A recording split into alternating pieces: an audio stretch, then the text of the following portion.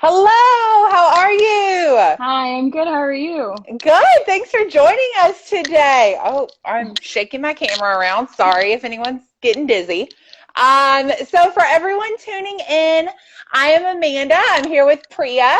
We'll do more thorough introductions in just a second, but I am from the Louisville Alumni office, and one of our goals, especially during this time when many people are stuck at home and there's a lot of uncertainty, is just to talk to some of our alumni and hear what they're doing and where they are in the world and sort of what life has been like for them, and hopefully connect alumni. So that being said, if you have any questions about what the university has been up to, there is a whole website built out with some of the research that's going on, with information about what's been going on with classes. As of this summer, all of our classes are online, but the hope is that we'll be back on campus in the fall. So if you want to read about any of that, you can go to louisville.edu/COVID-19, and all that information is online. But again, today we are here with one of our alumni, Priya.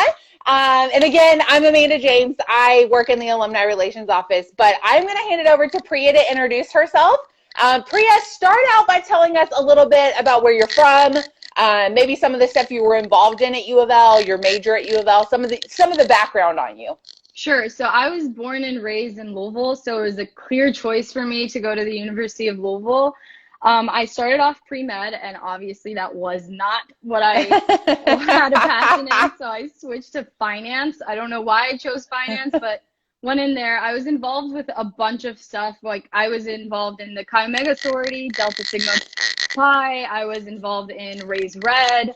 I was on the executive board of Raise Red, which is so near and dear to my heart. But after school ended, it was kind of so boring. Life was like, it's like 9 to 5 every day. So I was getting really like anxious and just really bored. And I thought, well, I need to change up my life somehow. So I figured I'll just up and move to New York City. So I ended up in New York afterwards. Wow. So Yeah. how long have you been in New York now, Priya? I moved about a year and a half ago. So it's been a year and Okay. a half. Yeah. Yeah.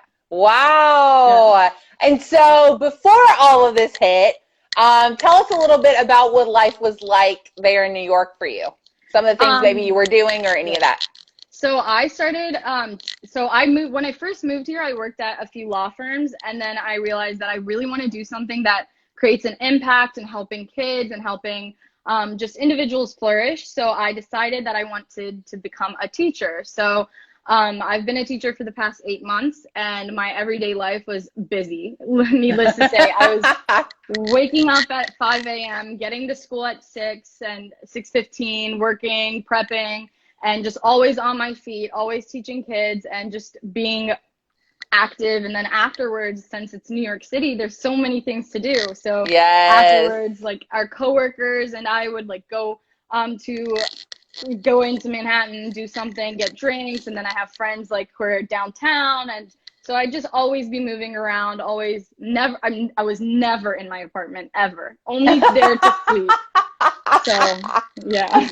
And obviously, between being a teacher and living in New York, things have changed quite a bit. So Mhm. can you tell us a little bit about what life has been like now, when you were talking about how you were Right. never at home and now I think you're always at home. So tell us a little Right. bit about that. So I've been confined to my apartment for about 2 months now. We started online teaching, I think, exactly 2 months ago. So my Wow.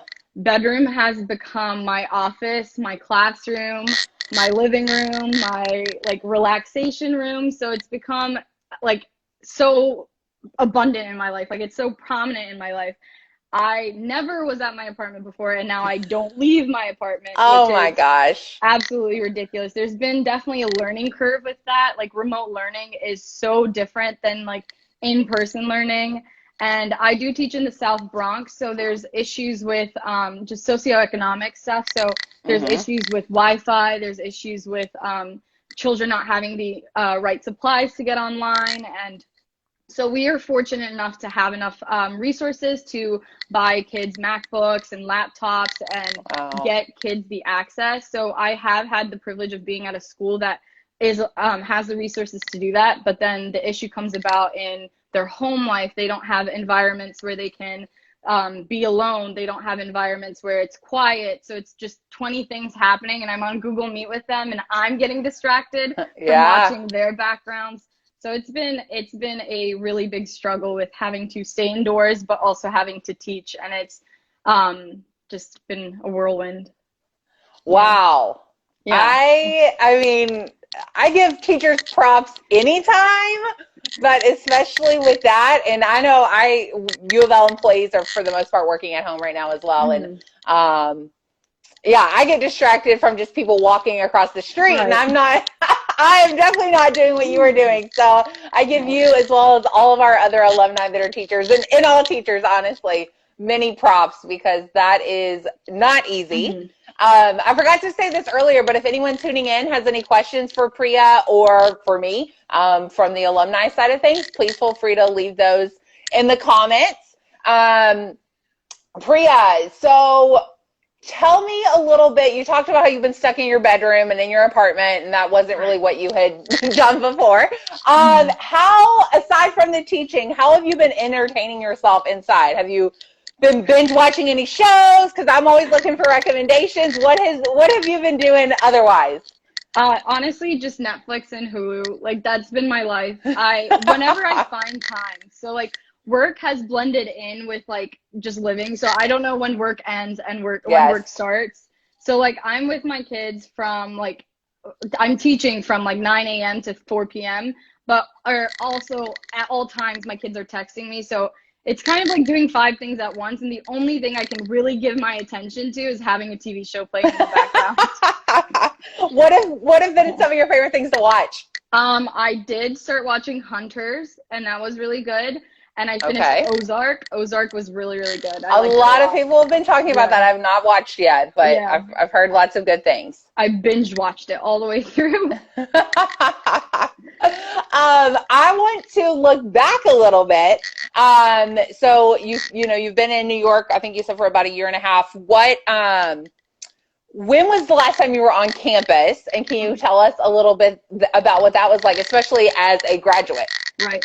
So the last time I went back to campus was this past February for Raise Red, which was the dance marathon that we had. And we raised so much money for childhood pediatric cancer research.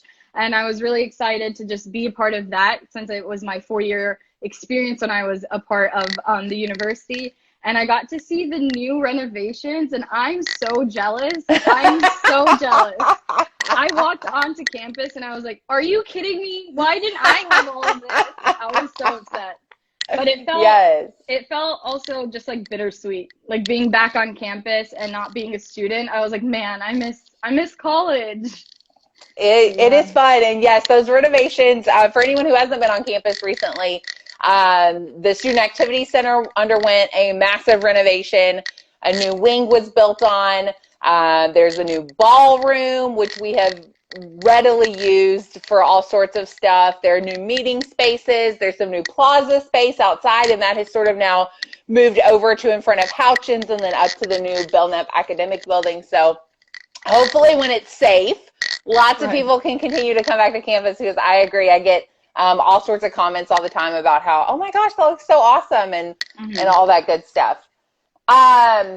So this has sort of been one of my favorite, like, little fun questions to ask, but what is the one thing you are looking most forward to when you can finally, like, leave your apartment and get out and just do whatever you want to do? Well, there are many things that I am looking forward to doing, but something that ties in with the discussion we've been having about me being a teacher and everything, a lot of my students have first-handedly felt the impact of the coronavirus. They've had a lot of family members pass away. They've had friends pass away. They've been having a really, really difficult time with this, since New York has been hit the hardest. So the first thing I want to do is be back in that classroom with my kids and just be there for them, because I have like conversations with some of my kids, like one-on-one, and it's so hard for them. And they've reached out to me like crying and being really upset about family members and just the impact. So the first thing I really want to do is just be able to give all of my students and my coworkers a big hug, because I miss my coworkers too. So yeah. My heart. That is a good answer. I was Yeah. gonna say like I want to go to a Mexican restaurant and get chips and salsa. So Well, your that too. answer, your answer's much better than mine. Back to what you said about New York sort of being the epicenter of this in the United States. What has that been like for you? I know you've been inside, but you know, just what is that experience in knowing you're there, and also maybe even just like your safety concerns or how you've taken care of yourself physically, but also mentally. Right. So I did try to go on a jog once, and then I was like, absolutely not, because you have to wear a mask, and there's no way you can breathe through that mask. So the only time I've been outside is to get groceries, and I'm lucky enough to live literally right across the Whole Foods, like that right there. Wow. That's a Whole Foods. Very lucky. Yeah, so I'm lucky enough to have that resource, and I'm also lucky enough to just be privileged to have access to computer and access to delivery and have the financial security and stability to be able to order things online.